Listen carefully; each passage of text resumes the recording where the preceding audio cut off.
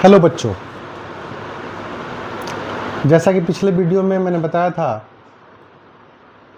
कि next video में हम मेंडल के नियम और मेंडल ने अपने नियम में कौन कौन से शब्दावलियों का प्रयोग किया था उसके बारे में हम विस्तृत जानकारी लेंगे और ये जानेंगे कि मेंडल ने उन शब्दावलियों का प्रयोग किया था, उन शब्दावलियों का मतलब क्या होता है, अर्थ क्या होता है।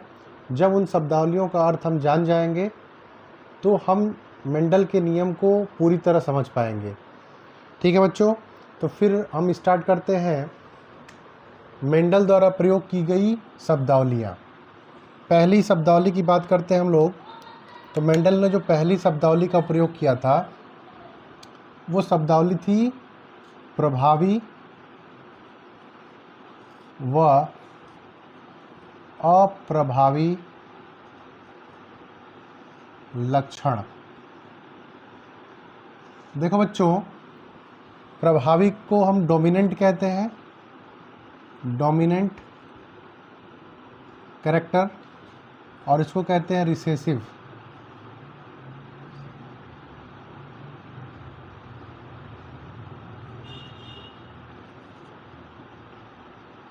रिसेसिव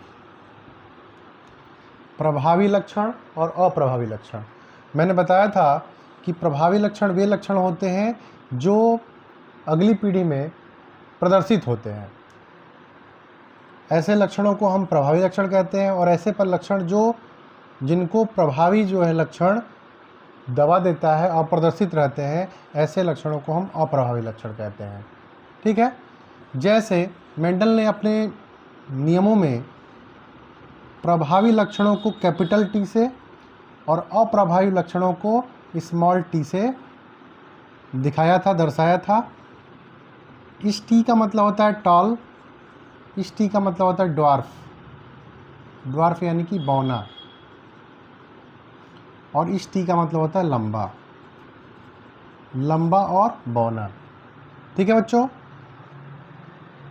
तो ये प्रभावी और अप्रभावी लक्षण है। ठीक है, दूसरी शब्दावली की बात करते हैं हम लोग।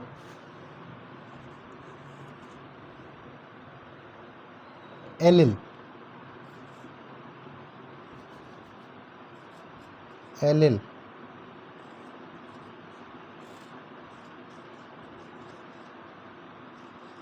एलिल। देखो बच्चों, मेंडल ने अपने नियम में जो जीन थे, जीन जो विशिष्ट लक्षण लिए हुए थे, उनको इन्होंने क्या कहा? एलिल कहा, यानी कि विशिष्ट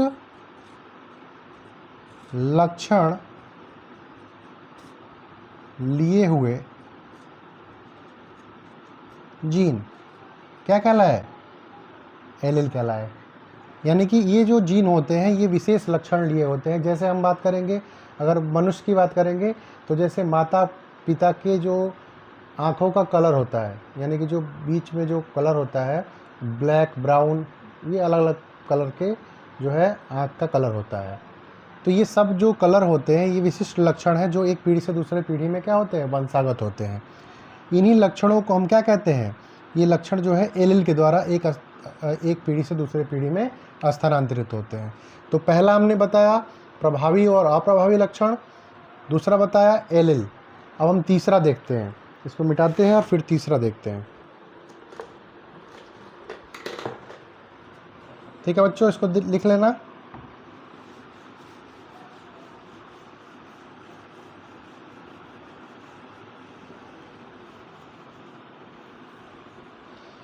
तीसरा है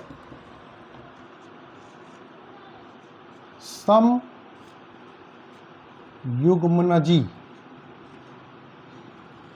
इसे हम होमोजाइगस के नाम से जानते हैं, होमोजाइगस। देखो बच्चों,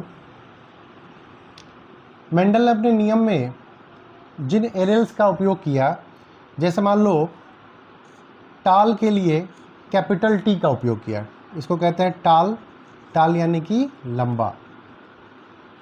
ठीक है, और बौने के लिए स्मॉल टी का उपयोग किया, इसको कहते हैं ड्वार्फ यानी बौना। देखो बच्चों, एक ही प्रकार के एलिल अगर किसी भी जोड़े में पाया जा रहा है तो इन्हें हम क्या कहते हैं? समयुग्मनजी कहते हैं। इन्हें हम क्या कहते हैं? समयुग्मनजी। ये कुछ भी हो सकते हैं, ये कैपिटल टी स्मॉल टी हो सकते हैं, capital Y small y, capital Y हो सकता है, स्मॉल वाई हो सकता है, स्मॉल आर हो सकता है। यानी कि एक ही प्रकार के एलिल जो है वो क्या कहलाते हैं? समयुग्मनजी कहलाते हैं। समझ में आ गया सबको? नेक्स्ट, चौथा जो शब्दावली का प्रयोग मेंडल ने अपने नियम में किया था उसका नाम था विषम युग्मनजी। विषम युग्मनजी, जिसे हम हेट्रोजाइगस के नाम से जानते हैं। हेट्रोजाइगस, ठीक है बच्चों। जैसा कि हमने बताया कि समयुग्मनज यानी कि एक जैसे युग्मनज, युग्मनज मतलब गेमेट्स, गेमेट्स को ही हम क्या कहते हैं? एलिल भी कहते हैं। तो ये जो विषम युग्मनजी है जिसको हेट्रोजाइगस कहते हैं, हेट्रो मतलब क्या होता है? अलग अलग। इसका मतलब कि जो एलिल्स होंगे, इसमें गेमेट्स होंगे, वो क्या होंगे? अलग अलग होंगे। जैसे capital T small t, capital Y small y, ठीक है बच्चों। तो ये जो एलिल्स हैं वो क्या होते हैं? अलग अलग होते हैं। जैसे ये कैपिटल टी है, स्मॉल टी है, यानी कि टॉल और ड्वार्फ एक साथ है, यानी कि हाइब्रिड होगा। क्या होगा? हाइब्रिड होगा, यानी कि संकर होगा। क्या होगा बेटा? संकर प्रजाति का होगा। यानी कि जो हाइब्रिड्स होते हैं वो क्या होते हैं? वो विषम युग्मनजी होते हैं। समझ में आ गया? यानी कि मैंने बताया तुम्हें समयुग्मनजी और विषम युग्मनजी, इन दोनों को समझ लेना है। ओके, अब आते हैं हम लोग नेक्स्ट 5वें नंबर की शब्दावली के बारे में देखते हैं कि 5वें नंबर की शब्दावली उन्होंने क्या प्रयोग किया। इन शब्दावलियों को समझ के हम मेंडल के नियम को आसानी से समझ सकते हैं। छठवीं शब्दावली, तो छठी शब्दावली में देखते हैं एक संकर संकरण। एक संकर संकरण, देखो बच्चों, इसको हम कहते हैं mono hybrid cross. Mono hybrid cross. Mono hybrid, mono मतलब क्या होता है? एक, और हाइब्रिड क्रॉस मतलब संकर संकरण। ठीक है बच्चों। अब देखो, मोनो हाइब्रिड में क्या होता है कि वन पेयर ऑफ एलिल का, एक जोड़ी एलिल का एक जोड़ी एलिल के साथ क्या करते हैं? क्रॉस करते हैं। इसे हम कहते हैं एक संकर संकरण। ये क्या है? या तो ये गैमेट्स भी कह सकते हैं इसको, गैमेट्स,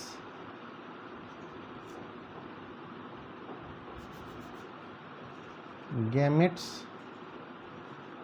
या इसको हम क्या कह सकते हैं? एलिल कह सकते हैं। और ये एलिल किस प्रकार का है? ये टालनेस वाला है, यानी कि टाल यानी कि लंबा वाला लक्षण लिए हुए है। ठीक है बच्चों। और ये क्या है? बौना वाला लक्षण, ड्वार्फ है ये, ड्वार्फ यानी कि बौना। तो ये एक जोड़ी, वन पेयर जो एलिल्स होते हैं उनके बीच जब क्रॉस कराते हैं तो उन्हें हम क्या कहते हैं? एक संकर संकरण कहते हैं। सेकंड नंबर, द्विसंकर संकरण। यहाँ पे बस केवल हम लोग क्या कर देंगे? चेंज कर देंगे।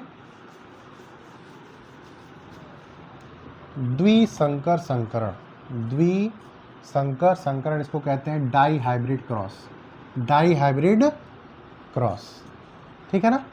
देखो बच्चों, जैसे मैंने बताया था, एक संकर संकरण में क्या होता है कि एक जोड़ी गेमेट्स के साथ हम क्या करते हैं? या एक जोड़ी एलिल्स का एक जोड़ी एलिल्स के साथ क्रॉस कराते हैं। लेकिन द्विसंकर संकरण में क्या होता है कि टू पेयर, यानी कि दो जोड़ी एलिल्स का, यानी कि गेमेट्स का दो जोड़ी गेमेट्स के साथ हम क्या करते हैं? क्रॉस कराते हैं।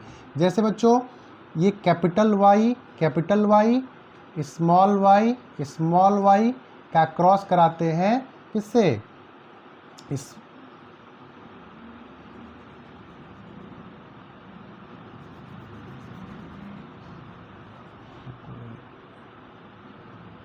कैपिटल आर, कैपिटल वाई का कराएंगे स्मॉल वाई से। ठीक है। यहाँ देखेंगे, देखो यहाँ पे एक जोड़ी दो जोड़ी, यानी कि टू पेयर्स। यहाँ भी क्या है, 2 पेयर्स है। इसका मतलब क्या होता है, आर मतलब होता है राउंड, और आर मतलब क्या होता है, राउंड मतलब गोल। और ये किसके लिए उपयोग किया जाता है, सीड के लिए। सीड यानी बीज। मैंने बताया था, जब 7 लक्षण बताए थे मैंने मटर के, तो उन 7 लक्षणों में गोल बीज वाले लक्षण थे जो प्रभावी होते हैं। और प्रभावी लक्षणों को हम किससे डिनोट करते हैं, कैपिटल वाई से, यानी कि कैपिटल लेटर से प्रभावी लक्षणों को हम दर्शाते हैं। ठीक है बच्चों, ये जो स्मॉल में लिखा हुआ है, इस आर का मतलब होता है रिंकल्ड। क्या कहते हैं इसको, रिंकल्ड कहते हैं। रिंकल्ड मतलब झुर्रीदार, झुर्रीदार। और इसका मतलब क्या होता है, इसका मतलब होता है येलो, येलो अर्थात पीला। और इसका मतलब होता है हरा, यानी कि ग्रीन, ग्रीन हरा। ठीक है बच्चों, तो ये द्विसंकर संकरण, dihybrid cross, dihybrid cross, यानी कि 2 जोड़ी एलील्स का, 2 जोड़ी गेमेट्स का, 2 जोड़ी गेमेट्स के साथ हम क्या करते हैं, क्रॉस करा देते हैं। ठीक है बच्चों, अब आते हैं नेक्स्ट पे, लिख लो आप लोग।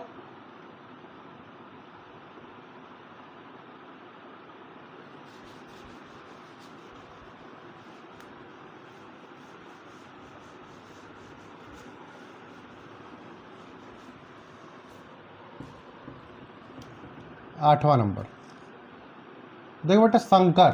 संकर यानी कि हाइब्रिड, इसको बोलते हैं हाइब्रिड। देखो बच्चों, ऐसे एलिल्स, ऐसे विशेष प्रकार के जो गेमेट्स हैं, एलिल्स हैं, जब 2 प्रकार के गेमेट्स आपस में मिल जाए, जैसे मान लो कैपिटल टी स्मॉल टी, इसका मतलब होता है हाइब्रिड टॉल। क्या होता है, हाइब्रिड टॉल, यानी कि संकर लंबे, संकर लंबे। इसका मतलब ये जो जोड़ी होता है एलिल्स का, इसमें जो है 2 प्रकार के जो है, जो गुण है, लक्षण है, वह एक साथ आ जाते हैं, जिसको हम कहते हैं संकर। क्या कहते हैं, संकर या हाइब्रिड कहते हैं, संकर या हाइब्रिड कहते हैं। ठीक है बच्चों, यानी कि 2 पेयर्स, ये क्या होते हैं, अलग अलग लक्षण एक साथ जब आ जाते हैं, इसको हम कहते हैं संकर। क्या कहते हैं इसको, संकर कहते हैं। एलिल्स मैंने बताया था। अब हम लोग आते हैं, देखो बच्चों, मेंडल ने पहली बार जो है जीन शब्द का प्रयोग किया था, यानी कि जो जीन था, जीन को इन्होंने फैक्टर कहा। क्या कहा, फैक्टर, कारक। जीन को इन्होंने क्या कहा, कारक कहा। इसको अंग्रेजी में फैक्टर कहते हैं, फैक्टर। और जीन को जीन कहते ही हैं। और ये जीन क्या होते हैं, ये जीन डीएनए से बने हुए प्रोटीन्स होते हैं, जो क्या करते हैं, एक पीढ़ी से दूसरे पीढ़ी में लक्षणों को ले जाने का कार्य करते हैं। और जीन पाए कहाँ जाते हैं, ये पाए जाते हैं क्रोमोसोम्स पे, क्रोमोसोम्स पे, यानी कि गुणसूत्रों पे, गुणसूत्रों पर। ठीक है बच्चों, जीन जो शब्द है, जीन शब्द का आविष्कार यानी कि खोज किसने की थी, खोज किया था ग्रेगर जॉन मेंडल, G.J.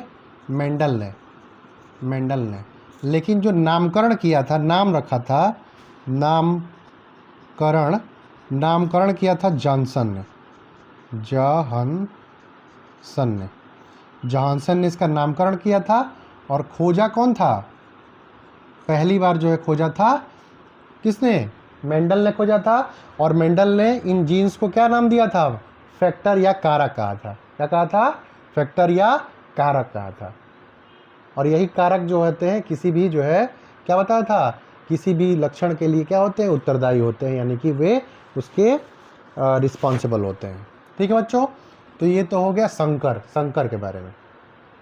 ठीक है बच्चों, अब देखो, अब इसके बाद से जो भी शब्दावलियाँ अगर कोई छूट गया होगा, रह गया होगा, तो उन शब्दावलियों को हम जब मेंडल का नियम पढ़ेंगे, तो उन मेंडल के नियम में ही हम क्या कर लेंगे, उसको एक्सप्लेन कर लेंगे, समझा देंगे। ठीक है ना, तो यहाँ तक आप लोग को समझ में आ गया होगा। ठीक है, अब देखो हम आगे चलते हैं। अब हम बात करेंगे आनुवांशिकता के मेंडल के नियम के बारे में, कि मेंडल ने आनुवंशिकता के संबंध में कौन कौन से नियम दिए थे। ठीक है ना, उन नियमों के बारे में हम लोग पढ़ेंगे। देखो बच्चों, ग्रेगर जॉन मेंडल ने आनुवंशिकता के नियम दिए और आनुवंशिकता के नियम ने मेंडल के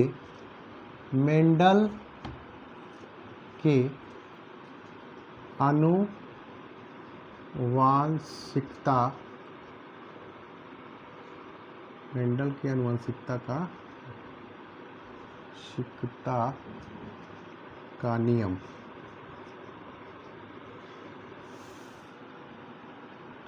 मेंडल्स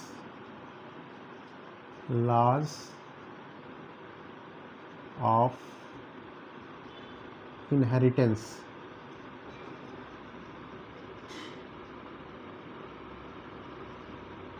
ठीक है बच्चों, मेंडल्स लॉ ऑफ इनहेरिटेंस।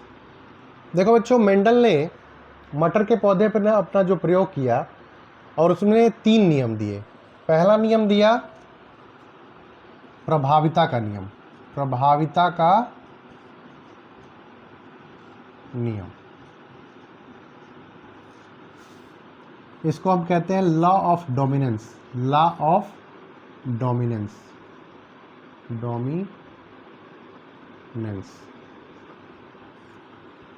देखो बच्चों, लॉ ऑफ डोमिनेंस का मतलब क्या हुआ? जैसे मान लो मैं कह रहा हूँ कि अगर मान लो किसी के माता पिता में से माता जो है गोरी है, पिता जो है काले हैं, ठीक है, और संभावना 50-50 है कि माता अगर बच्चे होंगे तो या तो वो गोरे होंगे या तो काले होंगे।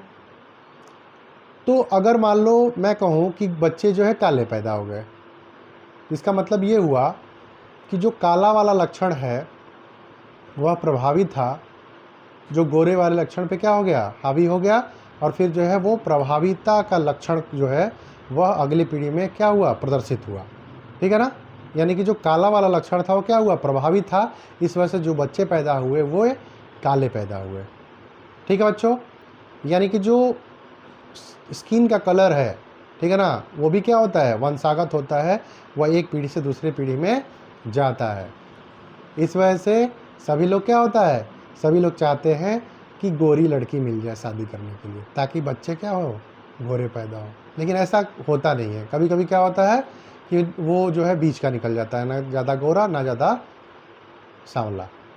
ठीक है बच्चों, तो कभी कभी क्या होता है कि उनके पूर्वजों का लक्षण भी आ जाता है, तो चीज़ें बदल जाती हैं। और भी इसका मतलब कि जरूरी नहीं कि माता पिता के ही लक्षण जो है अगली पीढ़ी में जाए, वो तुम्हारे पूर्वजों के लक्षण भी अगले पीढ़ी में क्या हो सकते हैं, प्रदर्शित हो सकते हैं, प्रभावी हो सकते हैं। ठीक है बच्चों, तो हम देखते हैं प्रभाविता का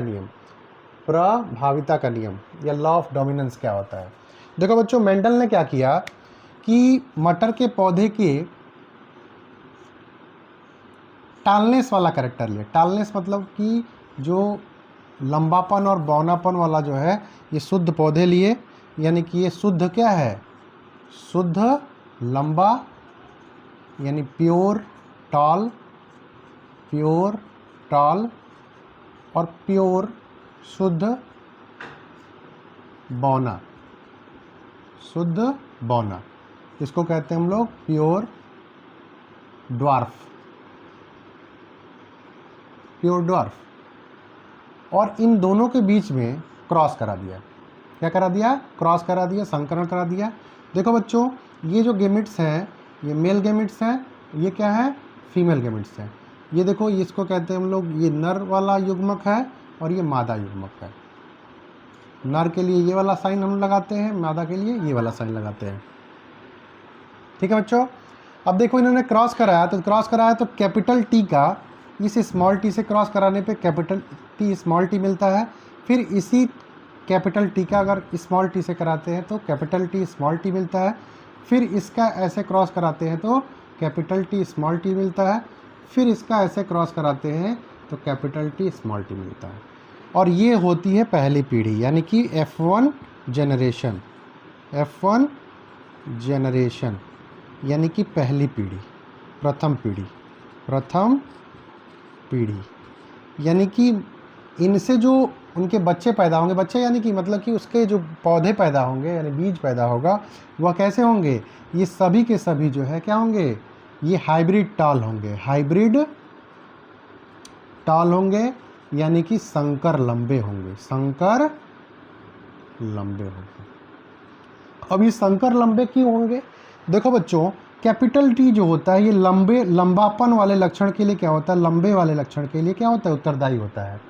और प्रभावता के नियम के अनुसार अगर वो कैपिटल टी है यानी कि टालनेस वाला करेक्टर है, मैंने बताया था कि टालनेस वाला जो करेक्टर होता है, लंबापन वाला जो लक्षण होता है वो प्रभावी होता है, तो ये अप्रभावी बौनापन वाले लक्षण को क्या कर देता है, दबा देता है, सप्रेस कर देता है, जिससे जो अगली पीढ़ी में जो उनके जो बीज बनेंगे, जो उनके जो पौधे बनेंगे वो कैसे बनेंगे, लंबे बनेंगे। कैसे लंबे बनेंगे, हाइब्रिड टाल यानी संकर लंबे बनेंगे। कैसे बनेंगे बेटा, संकर लंबे बनेंगे। यानी कि पहली पीढ़ी में सभी के सभी जो है क्या बन गए, 100% रिजल्ट आया। 100% क्या रिजल्ट आया, हाइब्रिड टाल का रिजल्ट आया। ठीक है बच्चों, हाइब्रिड टाल यानी कि संकर लंबे। ठीक है, ये समझ में आ गया आप लोग को। अब देखो, अब हम देखते हैं दूसरा नियम। दूसरा नियम देखते हैं, मेंडल का दूसरा नियम।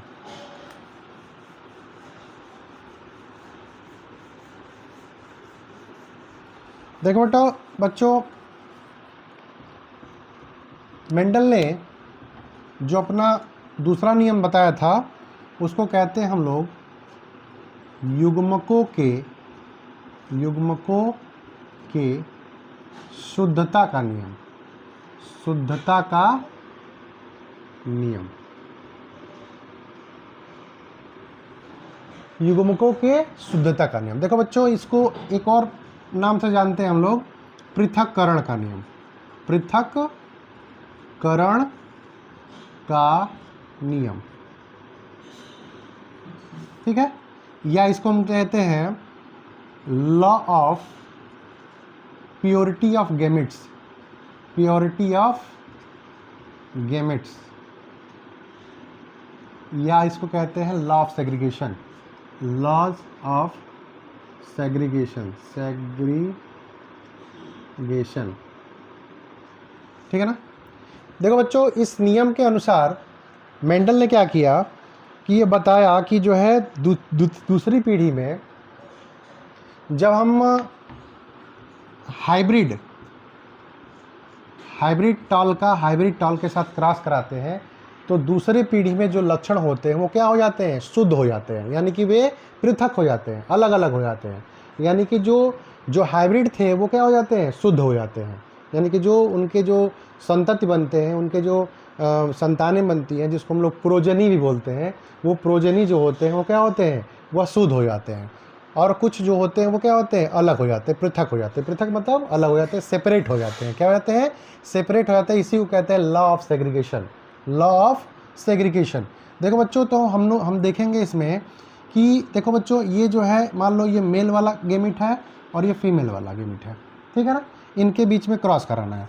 तो देखो बच्चों, मेंडल ने क्या किया कि एक स्क्वायर लिया, इस स्क्वायर को हम पनेट स्क्वायर कहते हैं। क्या, कौन सा स्क्वायर कहते हैं, पनेट स्क्वायर। इसको लिख लोगे, देख लोगे, PUNNET, पनेट स्क्वायर। इसको हम कहते हैं पनेट स्क्वायर। ये होता है मान लो नर वाला युग्मक, ये मादा वाला।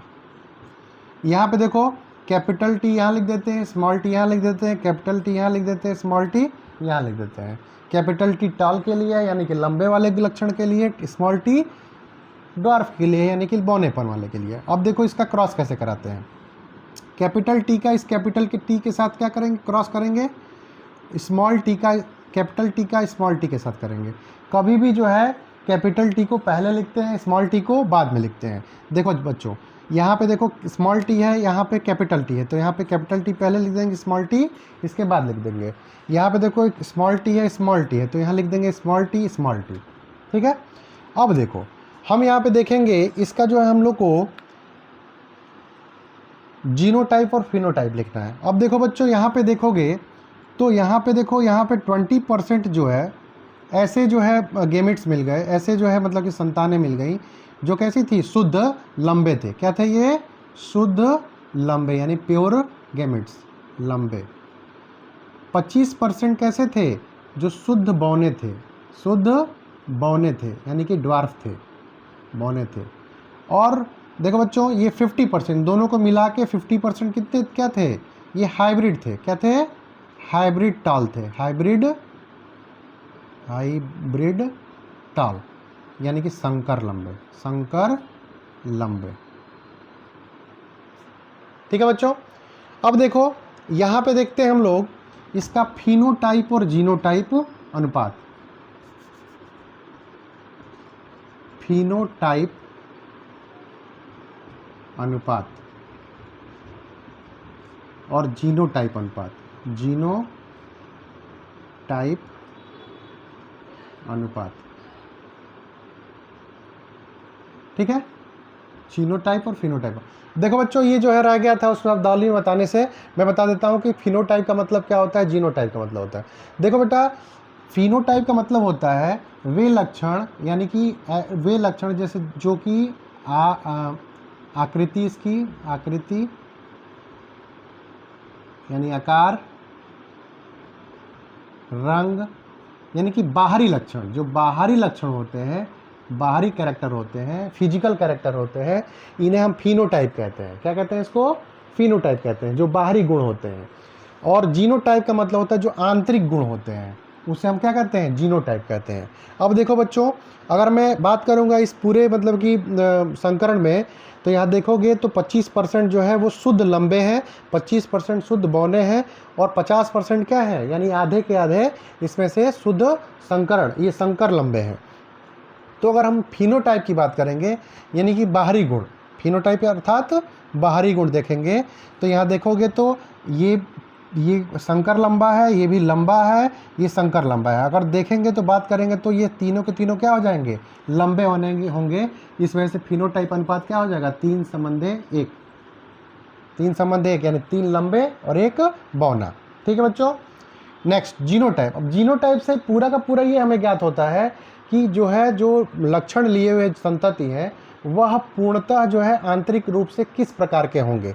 यानी कि हम देखेंगे तो जो टाल है वो एक है। टाल क्या है, एक है, मैंने शुद्ध टाल यानी कि शुद्ध लंबे एक है। यहाँ पे हम रेशियो लगाएंगे, संबंध लगाएंगे, और इसमें से देखो दो क्या है, हाइब्रिड टाल है। हाइब्रिड टाल मतलब कि संकर लंबे, तो संकर लंबे 2 हैं, और जो है एक क्या है, एक जो है वो बौना पौधा है।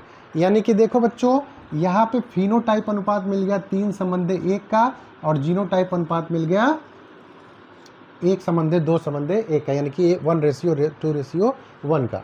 अब देखो बच्चों, बोर्ड एग्जाम में यही क्वेश्चन पूछा जाता है, जैसे MCQs में, यानी कि बहुविकल्पी में ये इंपॉर्टेंट क्वेश्चन है, ये पूछ लिया जाता है, बहुत बार पूछा गया है कि फिनोटाइप रेशियो क्या होता है, जीनोटाइप रेशियो क्या होता है एक संकर संकरण के लिए।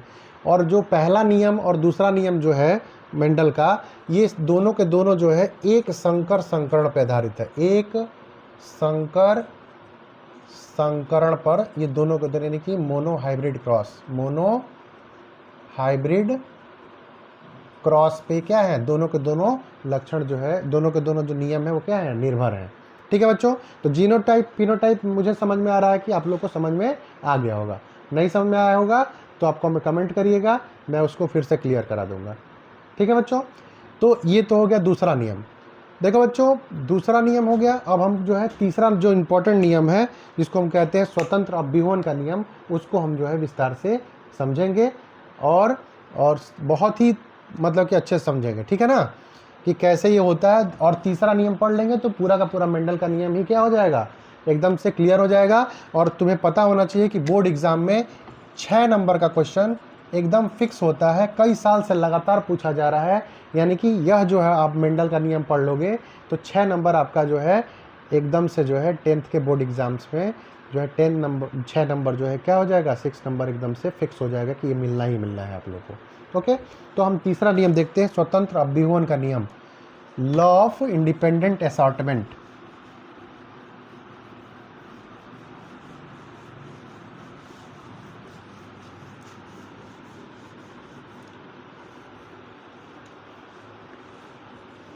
बच्चों थोड़ा सा हम लोग ब्रेक करते हैं, थोड़ा सा मैं पानी पी लूँ, फिर हम लोग पढ़ते हैं। ओके,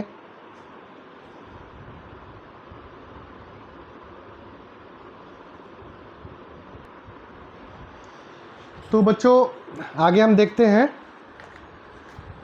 आगे जो तीसरा नियम है, तीसरा नियम मेंडल का तीसरा नियम है स्वतंत्र अपविभवन का नियम।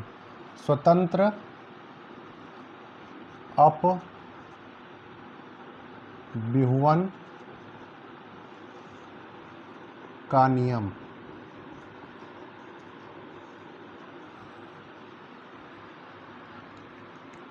इसको कहते हैं law of independent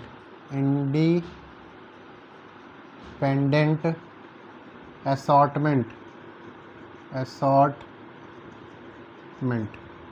law of independent assortment. देखो बच्चों, इंडिपेंडेंट असॉर्टमेंट का मतलब क्या होता है? इंडिपेंडेंट का मतलब होता है कि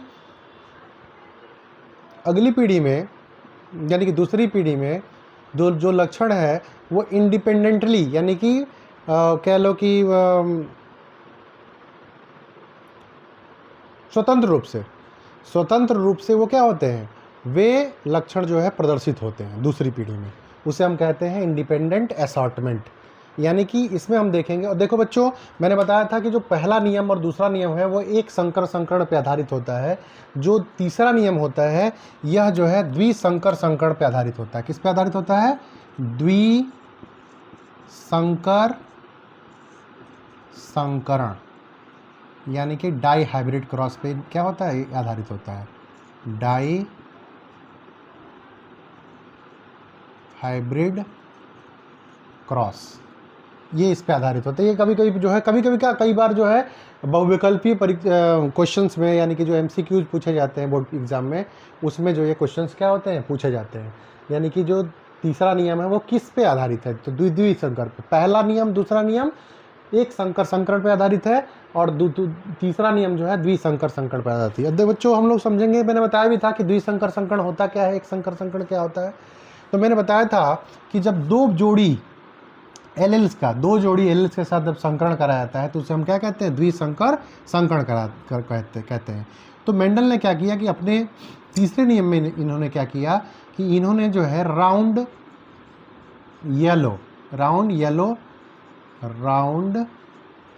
येलो यानी कि गोल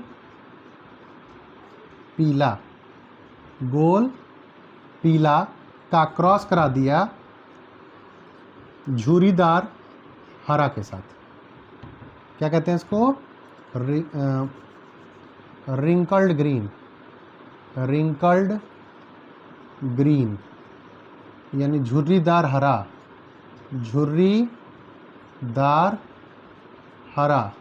देखो बच्चों, ये आर, कैपिटल वाई, ये सब कहाँ से आ गया?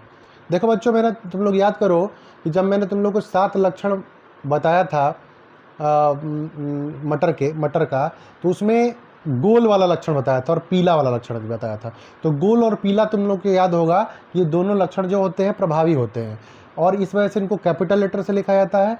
और जो अप्रभावी लक्षण होते हैं, जैसे हरा और सिकुड़ा हुआ, ठीक है ना, रिंकल्ड, झुर्रीदार भी कहते हैं इसको, तो ये जो होते हैं लक्षण क्या होते हैं, ये अप्रभावी होते हैं। देखो बच्चों, ये जो है मान लो ये मेल वाला है, ये क्या है, ये फीमेल गैमिट है, ठीक है ना। ये नर है, ये मादा क्या, गैमिट।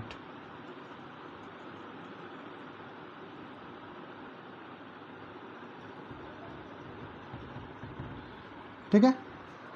अब देखो बच्चों, इसको देखो पहली बार जो जिसके बीच क्रॉस कराया जाता है उसको कहते हैं हम लोग, ये पेरेंट है। क्या है ये? पेरेंट है। इसको हम पी से डिनोट करते हैं। पेरेंट को किससे डिनोट करते हैं? पी से। देखो बच्चों, इसमें क्या होता है कि हम क्या करते हैं कि पहली पीढ़ी में, यानी कि F1 जनरेशन में, F1 पीढ़ी में जो इसके संतति यानी कि प्रोजनी मिलेंगे, जिसको प्रोजनी कहते हैं या संतति कहते हैं, ये जो प्रोजनी मिलते हैं वो कैसे मिलते हैं? हम एक दूसरे के बीच में क्या करते हैं, इसके बीच में क्रॉस कराते हैं, और फिर जो है हम क्या करते हैं कि इसमें से जो है हमको 4 जो है पेयर मिलेंगे। देखो बच्चों, इन दोनों का आपस में क्रॉस करा देंगे तो हमको एक पेयर मिल जाएगा कैपिटल R कैपिटल Y का। देखो, इसका इसके साथ क्रॉस करा दिए, कैपिटल R कैपिटल Y मिल गया। ठीक है। अब क्या करते हैं कि हम देखते हैं, तो यहाँ पे जो इन दोनों के बीच में भी क्रॉस करा सकते हैं, तो यहाँ पे जो है स्मॉल y स्मॉल आर, मिल गया, 2 हो गया। अब क्या कर सकते हैं, एक जो है कैपिटल वाई स्मॉल आर हो सकता है, यानी कैपिटल वाई और स्मॉल आर का कर दिए, और एक कैपिटल आर और स्मॉल वाई का कर दिए। यहाँ देखेंगे तो हम लोग को 4 गैमेट्स मिल गए। कहाँ, ये जो है प्रथम पीढ़ी यानी कि F1 जनरेशन में हम लोग को ये 4 गैमेट्स मिल गए। अब हम लोग को क्या करना है कि पनेट स्क्वायर के द्वारा इन 4 गैमेट्स का 4 गैमेट्स के साथ क्या करना है, क्रॉस कराना है, ठीक है ना, दूसरी पीढ़ी के लिए। दूसरी पीढ़ी में हम क्या करेंगे, इन चारों गैमेट्स का 4 गैमेट्स के साथ क्या कर देंगे, क्रॉस कर देंगे। कैसे, ऐसे।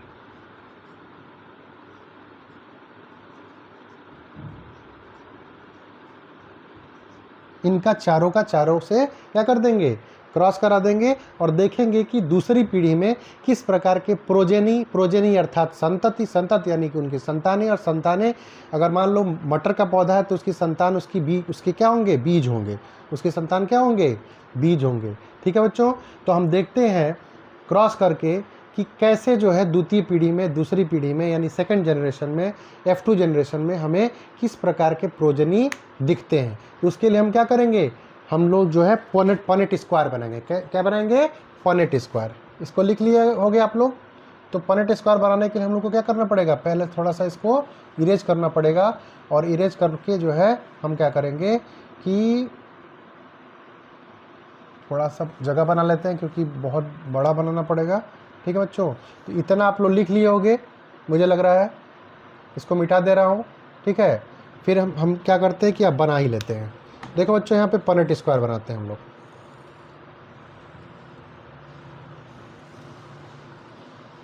तो 4 है तो 4 जो है ऐसे खांधे बनाएंगे हम लोग, हॉरिजेंटल वर्टिकल, 1 2 3 4 टोटल मिला के जो है ये जो है, यहाँ देखो यहाँ पे जो है ये मेल, ये हो गया फीमेल। अब जो है ये जो गेमिट्स मिल गए थे, इन गेमिट्स को हम क्या करेंगे, यहाँ पे लिखेंगे, ठीक है ना। तो यहाँ पे लिखेंगे, देखो बच्चों, capital R small y, small y small r, या स्मॉल आर को पहले कर दीजिए, स्मॉल आर स्मॉल वाई। तीसरा है स्मॉल आर कैपिटल वाई, ठीक है, और उसके बाद से है कैपिटल आर स्मॉल वाई। ठीक है बच्चों, अब देखो फिर इसी को फिर हम यहाँ भी लिखेंगे, second, capital R capital Y, small r small y, small are capital Y, capital R, यहाँ पे इसको मिटा देते हैं थोड़ा सा ताकि जो है स्पष्ट दिखने लगे, कैपिटल आर स्मॉल वाई। ठीक है,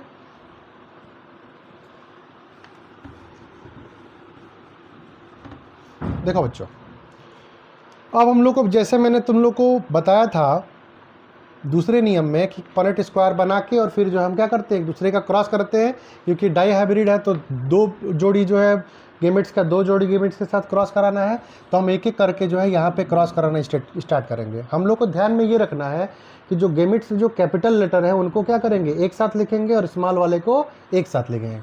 देखो बच्चों, इसका इसके साथ क्रॉस करेंगे तो कैपिटल आर होगा, कैपिटल वाई होगा।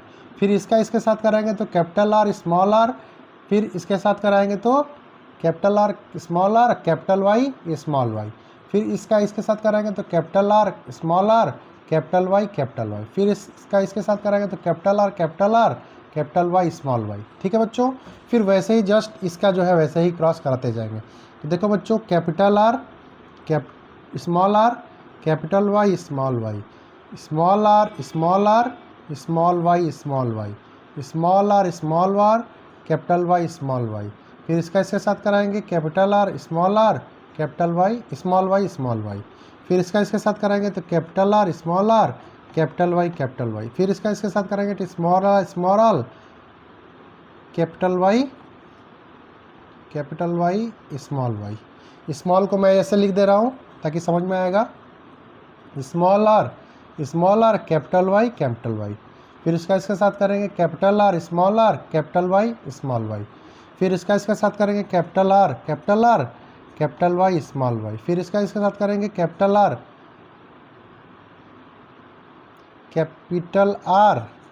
Small y. फिर इसका इसके साथ करेंगे capital R capital Y small y, फिर इसका इसके साथ करेंगे तो कैपिटल आर स्मॉल वाई।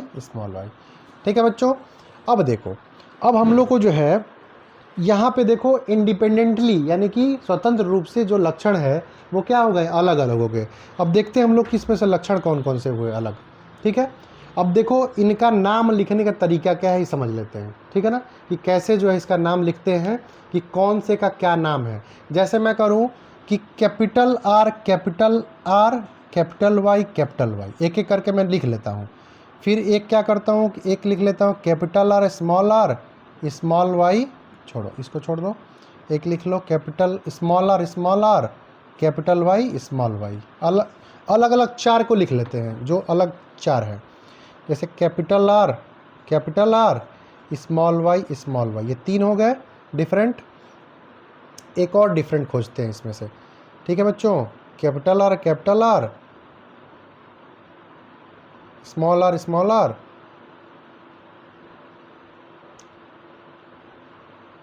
ये तो सेम होंगे।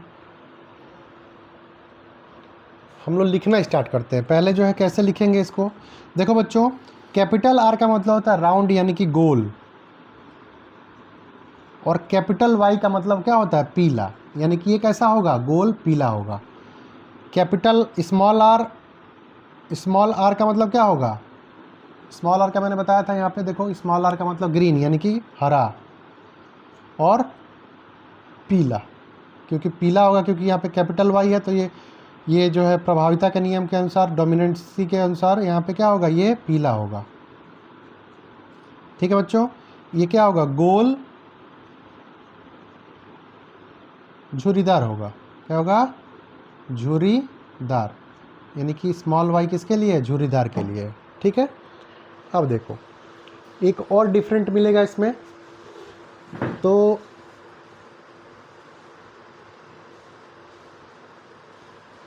यहाँ देखो बच्चों ये डिफरेंट है। ये डिफरेंट क्या है, स्मॉल आर स्मॉल वाई, ये अलग है ना बिल्कुल। तो स्मॉल आर स्मॉल वाई का मतलब क्या हुआ, झुर्रीदार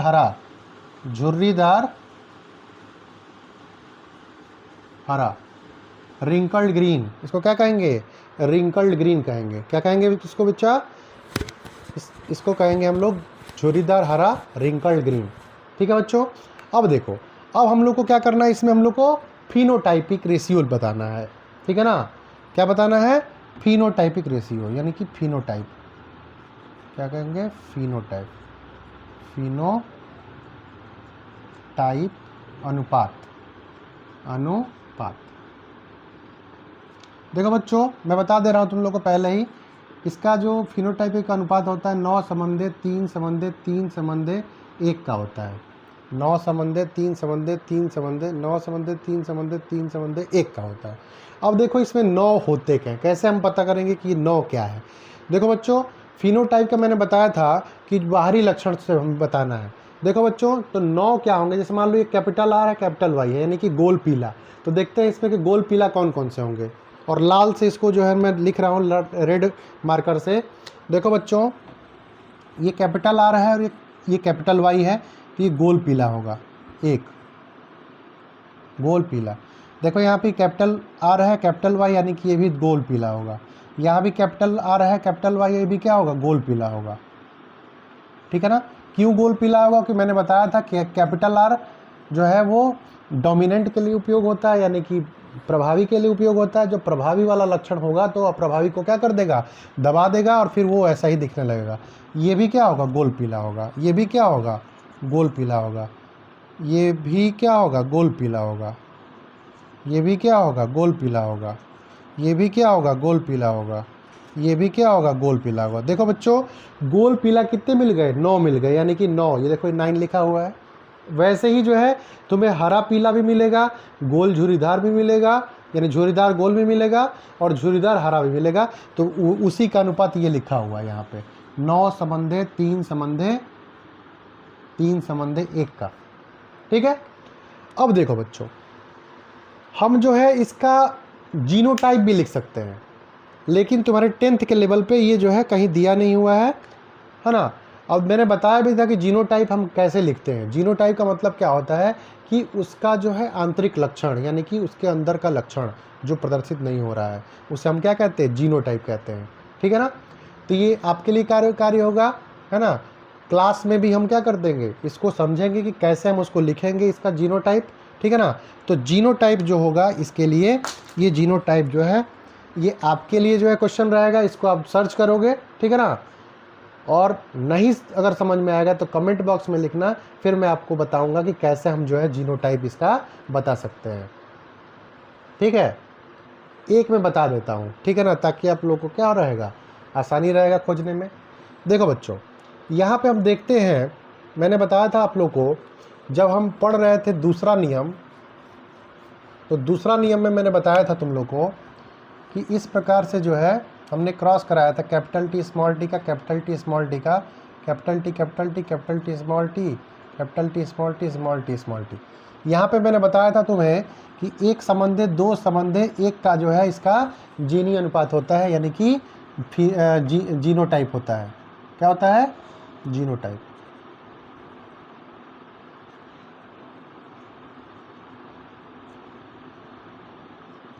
कैसे लिखे थे, देखो बच्चों, एक इसमें लंबा है पूर्णता, एक क्या है, बौना है, दो क्या है, हाइब्रिड है, और एक क्या है, बौना है। ऐसे लिखे थे हम लोग इसका जीनोटाइप। वैसे ही इसमें देखेंगे। देखो बच्चों, यहाँ देखो, यहाँ पे कैपिटल आर है, कैपिटल वाई है, तो कैपिटल आर कैपिटल वाई है, यानी कि क्या होगा, ये शुद्ध गोल पीला होगा। क्या होगा, शुद्ध गोल पीला। तो देखो यहाँ पे निकल के आ गया शुद्ध गोल पीला, कितना हुआ, एक हुआ। शुद्ध गोल पीला देखो, एक ये मिलेगा, और भी कहीं है क्या ऐसा, शुद्ध गोल पीला। अब शुद्ध गोल पीला का अर्थ क्या हुआ, जिसमें केवल कैपिटल आर हो, कैपिटल वाई हो, वही क्या होगा, शुद्ध गोल पीला होगा। क्या होगा, ये शुद्ध गोल पीला। ठीक है बच्चों, एक होगा। समझ में आ गया। अब इसके बाद से हम लगाएंगे संबंधे। क्या लगाएंगे, संबंधे, यानी कि रेशियो। और फिर जो है खोजना स्टार्ट करेंगे इससे डिफरेंट कितने कितने हैं। एक जैसे वालों को क्या करेंगे, गिन गिन के, और उनको जो है हम क्या करेंगे, रेशियो लगा लगा के लिखते जाएंगे, और फिर क्या होगा, वो तुम्हारा जीनोटाइप हो जाएगा इसका। ठीक है, तो इसको आप लोग कर लेना। ठीक है बच्चों, मुझे ऐसा लगता है कि आप लोग को मेंडल का नियम बहुत ही अच्छे से समझ में आया होगा। मेंडल ने जो है कौन कौन सी शब्दावलियों का प्रयोग किया था वो समझ में आया होगा। अगर किसी भी चीज़ से, किसी शब्दावली से, किसी शब्द से आपको जो है कोई भी मतलब कि परेशानी है, कोई चीज़ नहीं समझ में आया होगा, तो कमेंट बॉक्स में ज़रूर लिखिएगा।